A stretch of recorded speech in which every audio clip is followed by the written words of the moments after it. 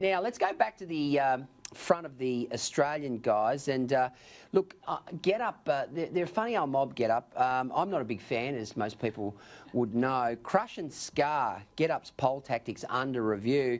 The Morrison government is stepping up efforts to curb the campaign operations of GetUp, accusing an activist group of training and directing its supporters to target Liberal candidates with relentless harassment and intimidation designed to psychologically crush and scar. Queensland Liberal Senator Amanda Stoker said she had seen the toll GetUp's conduct had taken on South Australian MP Nicole Flint at last year's election when she faced a male stalker. Caleb Bond, let's go to you first. I thought that the campaign that GetUp waged against former Prime Minister Tony Abbott in Warringah at the May 18 general election was probably the most disgraceful piece of political activism this country has ever seen.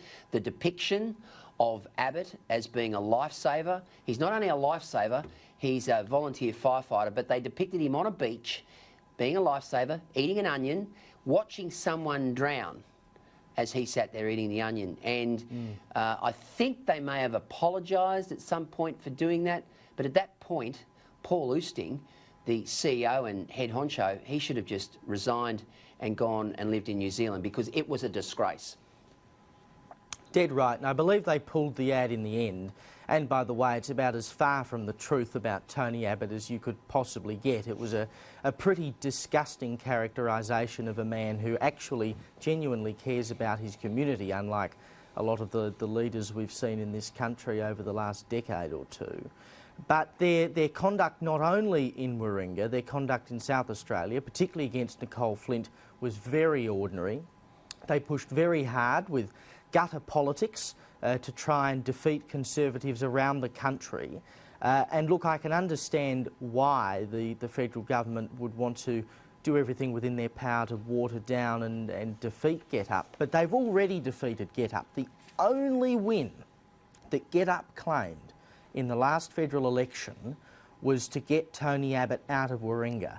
Other than that, they were a total failure. Everywhere else around the country, they completely failed to bring in a Labor government. And of course we know, as much as both parties deny it, the Greens and Labor work hand in hand with GetUp, sort of supporting their gutter politics by proxy, and their effort at the last election was to try and defeat the government. And they couldn't do it. They spent so much money.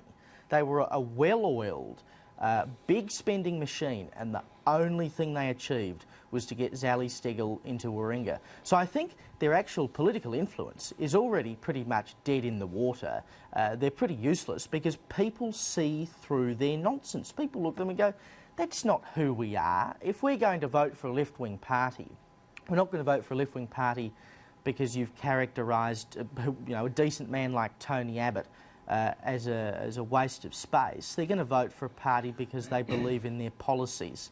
And in that respect, GetUp has totally failed because they've not done anything to promote left-wing politics in a good way. It's interesting, David, that earlier in the week the Australians, Brad Norrington, had a report where of the $12 million in donations that they received last year, of which they only declared about 10% of those, 7 million of that figure was swallowed up by executive salaries and travel. So obviously they're travelling in the pointy end of the plane. Yeah, indeed, Glee. So Caleb's right, they were a failure, but you can never underestimate their ability to readapt, re-energise, re-recruit and go again. And my concern is that they are a relentless body that will do and say anything to, in the end, as Caleb quite rightly said, funnel votes to the left, and that's all they are. Interestingly, Glee, so you're right about they failed in many parts, and there's an interesting story out of Queensland where a very aggressive person turned up on the doorstep of somebody and attempted to tell them how terrible Peter Dutton was. This person was a genuine swinging voter who was considering which way to vote, and in the end it was so threatening, so intimidating, it was almost like they were about to tie them up and throw them in the back of a cupboard. It was so intense that this person ended up voting for Peter Dutton, who was going to go the other way. But they will learn, they will adapt.